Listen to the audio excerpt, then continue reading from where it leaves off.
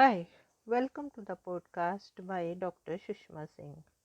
Let us start conversation on Unit 6, Education, Nation Building, State and Ideology. Education plays an important role in legitimizing control of the dominant section of society. In the earlier unit, we looked at certain theoretical concepts in the context of ideological domination.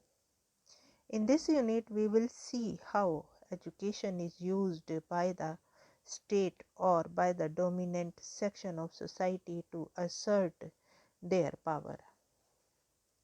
Education takes care of secondary socialization, and for this reason, it seems to provide a platform for the fulfillment of important tasks like character building, value education, citizenship training, patriotism, and so on.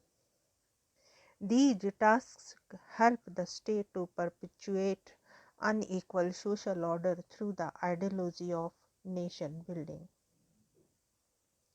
This unit explores how nation building ideology is fostered by the state to cater to the vested interest of the dominant sections.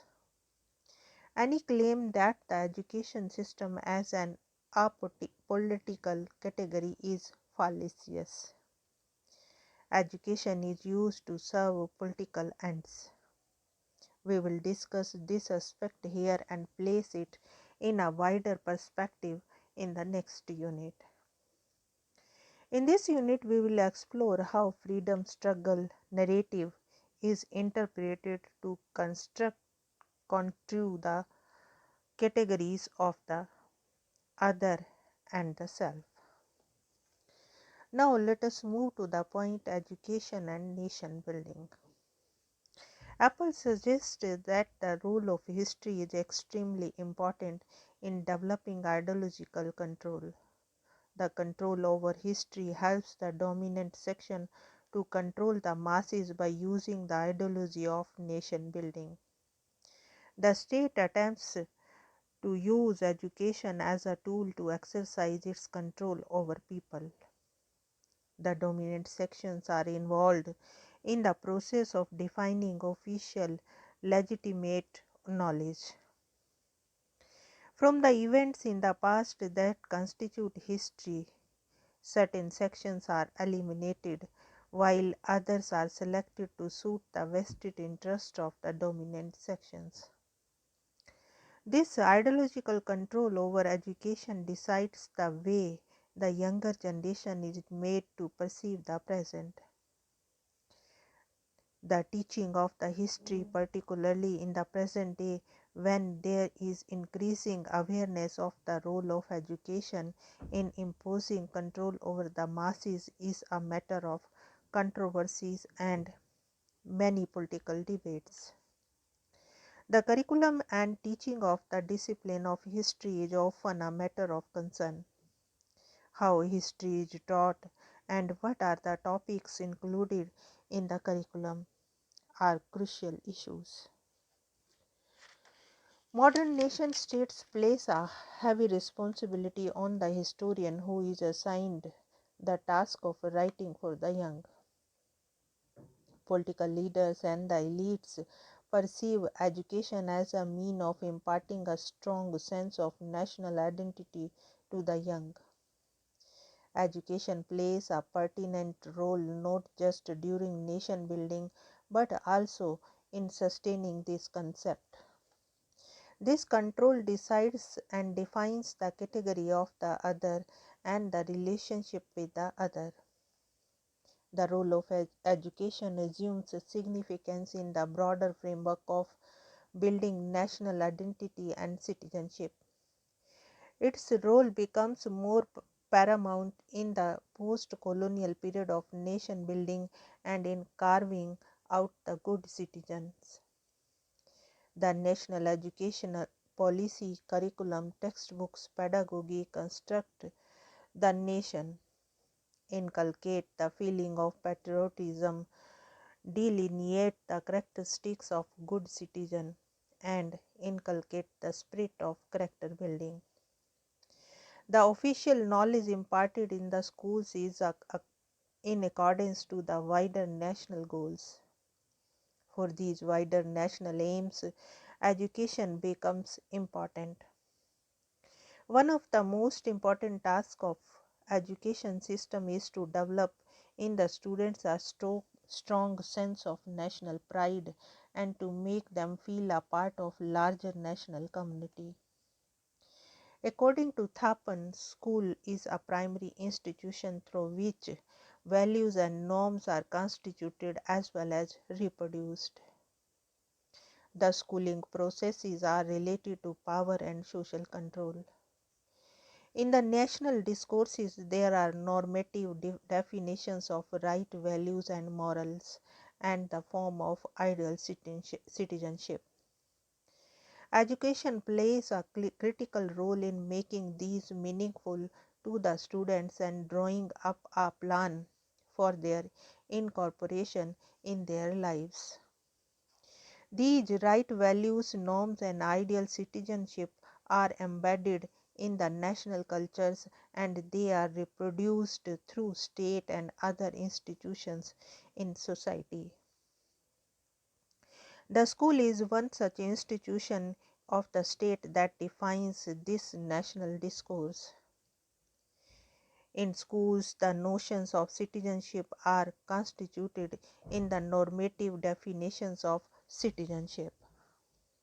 This takes place through the print material in the form of textbooks as well as through everyday practices within schools.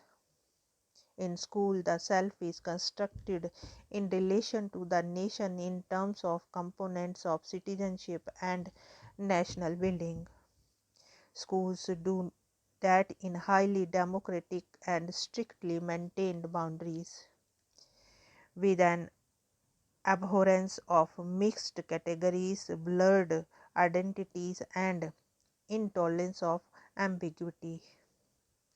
This results in the construction of pure and ambiguous social categories. It is through such categories that the nation building endeavor is carried out. Ali presents this perspective in the context of Pakistani history, primarily because the history of Pakistan seeks to harmonize the culture, traditions, social and religious life of the people in favor of ruling class and the political attempts towards centralization.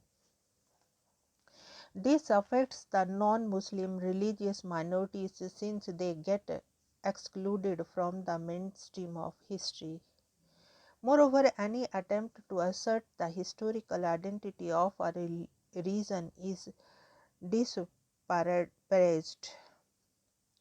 Thapan explains that this takes the place through habitus and through the processes of social reproduction in society. Historically, the same national project could also be seen in the colonist discourse on educating natives as well as in nationalist interventions in educational practice. The citizen is one who valorizes national honor. The emphasis of the educational discourse remains on the honor, integrity, purity, and above all on the dignity of the nation. Ali upholds that in order to rule over the present, it is important to have control over the past, as that legitimizes the domination. History serves as an important medium to authenticate and to neutralize the ruling power. Most of the oppressive regimes have molded history to serve their vested interest to justify their inhuman acts. The dominant powers can be stated churches and political parties, private interests which own media, schools, or other such institutions. The dominant powers of society exercise their control through these mediums. They are use history to authenticate their regime. Rulers in the past glorified their achievements by manipulating history. Similarly, in the modern nation states, rulers reconstruct history to assert their authority and domination. Ali quotes the following words of Eric Hobsbawm: history as inspiration and ideology has a built-in tendency to become a self-justifying myth. Nothing is more dangerous blindfold than this, as the history of modern nations and nationalism demonstrates. In the newly developed nation states like India and Pakistan, colonial history is invoked to rule the country and to sustain the ideology of the nation state. Political leaders struggle to assume the status of freedom fighters and assert and reassert their role in helping India achieve independence. They allegorize their own role in the freedom struggle and then use it to legitimize their power and domination after independence. For this reason, the concepts of freedom struggle and the war of liberation was commonly made use of. Their sacrifices have been the dominant theme in the history writing of both the nations. In both the nations, the role of these freedom fighters is highly allegorized in order to give them the right to rule the newly formed nations. Here we wind up this conversation, and thank you so much for choosing this podcast.